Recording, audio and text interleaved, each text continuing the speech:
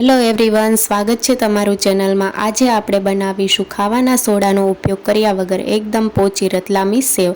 જો તમને મારી રેસીપી ગમતી હોય તો ચેનલને સબસ્ક્રાઈબ કરવાનું ભૂલતા નહીં। રતલામી સેવ બનાવવા માટે મેં આ રીતે કપનું માપ લીધું છે અને આપણે આ રીતે ચાળણીથી ચાળીને પછી લેવાનો છે। તો મેં કપના માપથી જોઈએ તો 2.5 કપ બેસન લીધો છે અને વજનમાં જોઈએ તો 250 ગ્રામ બેસન થયો છે।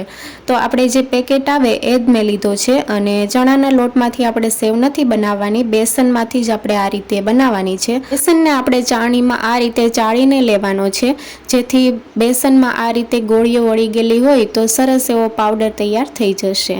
તો આ રીતે આપણે બધા જ લોટને ચાળી લઈશું। તો તમે જોઈ શકો છો કે આ રીતે મેં બેસન ચાળી લીધો છે અને હવે આપણે મસાલા તૈયાર કરી લઈશું।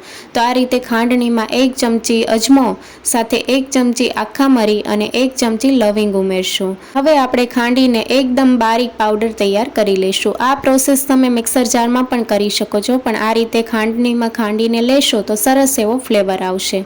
તો આ રીતે મેં પાવડર તૈયાર કરી લીધો છે। આપણે સંચામાં સેવ પાડવાના છીએ, તો આ જાળી ઝીણી સેવની છે અને આ ગાંઠિયાની છે, તો આપણે એમાં નથી પાડવાની। આ જે સેવ છે એ મીડિયમ જાળી છે, તો આપણે રતલામી સેવ આ ડીશમાં પાડવાની છે।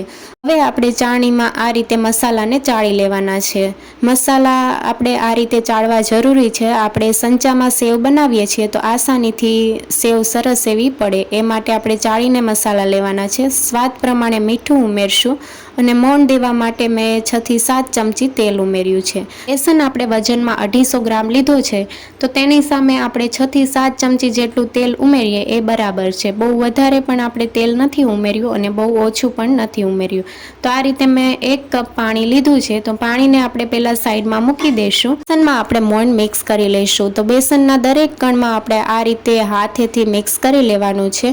લોટ નથી બાંધવાનો, આ રીતે આપણે મિક્સ કરતું જવાનું છે અને બહુ વધારે આપણે મોણ નથી ઉમેરવાનું, મુઠ્ઠી પડતું મોણ ઉમેરવાનું છે। તો ખાવાના સોડાનો આપણે ઉપયોગ નથી કરતા એટલે 6 થી 7 ચમચી જેટલું મોણ ઉમેરવાનું અને આ રીતે તમને બતાવું તો મુઠ્ઠી પડતું આપણે મોણ તૈયાર થઈ ગયું છે। હવે આપણે થોડું પાણી ઉમેરીને પહેલાં આપણે ચમચીથી લોટ મિક્સ કરી લઈશું। ચણાનો લોટ થોડો ચીકણો હોય છે એટલે હાથમાં ચોંટી ન જાય તે માટે આપણે પહેલાં ચમચીથી મિક્સ કરી લઈશું। આ રીતે થોડું પાણી ઉમેરીને આપણે ચમચીથી લોટ મિક્સ કરતા જશું। તો આ રીતે તમે જોઈ શકો છો કે ઘણો ખરો લોટ આપણો મિક્સ થઈ ગયો છે અને હવે આપણે થોડું પાણી ઉમેરીને ફરી એકવાર મિક્સ કરી લઈશું। તો લોટ તૈયાર થઈ ગયો છે, હવે આપણે હાથેથી મિક્સ કરી દઈશું।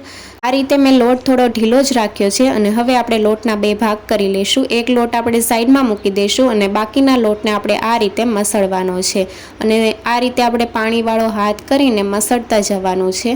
તો તમે જોઈ શકો છો કે આપણે મસળીએ એમ લોટનો કલર ચેન્જ થતો જાય છે। મસળીને રાખ્યો એ લોટનો કલર લાઇટ છે અને પેલા લોટનો કલર ડાર્ક છે, તો આ રીતે આપણે બીજો લોટ પણ પાણીવાળો હાથ કરીને મસળી લઈશું અને બંને લોટ આપણે સરખા કરી લઈશું। તો આ રીતે બંને લોટ આપણે મસળી લીધા છે અને કલર આ રીતે લાઇટ થઈ ગયો છે મસળીએ એમ। તો હવે આપણે સંચાને તેલથી ગ્રીસ કરી લઈશું। સંચામાં સેવનું મિશ્રણ ભરી દઈશું અને લોટ આપણે કઈ રીતનો રાખવો તો તમે જોઈ શકો છો કે સંચાને પ્રેસ કર્યા વગર આ રીતે સેવ બહાર આવે છે।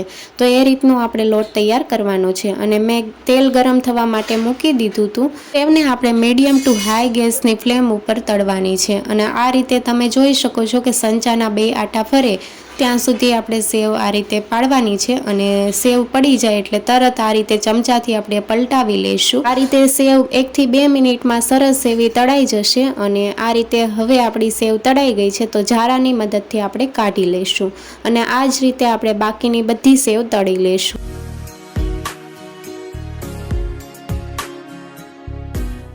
તો આ રીતે આપણે બાકીની સેવ પણ તળી લેવાની છે અને આ રીતે સંચાના 2 આટા જ ફેરવવાના છે આપણે અને હવે આપણે ચમચાની મદદથી પલટાવીને બંને બાજુથી સરખી એવી સેવને તળી લેવાની છે।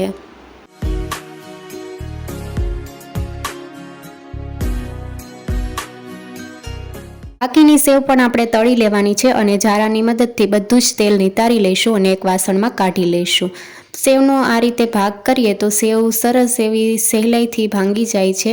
ખાવાના સોડાનો ઉપયોગ કર્યા વગર પણ હાથેથી સેવનો ભૂકો કરીએ તો ભૂકો થઈ જાય છે। રતલામી સેવને આપણે સર્વિંગ પ્લેટમાં કાઢી લઈશું. રતલામી સેવને તમે પૌવા, રગડો કે સેવ ઉસળમાં ઉમેરી શકો છો. 4 ગણો સ્વાદ વધી જાય છે. આ રેસીપી તમને કેવી લાગી જરૂરથી જણાવજો અને નવી રેસીપી જોવા માટે ચેનલને લાઇક, શેર અને સબસ્ક્રાઈબ કરો. Thank you for watching.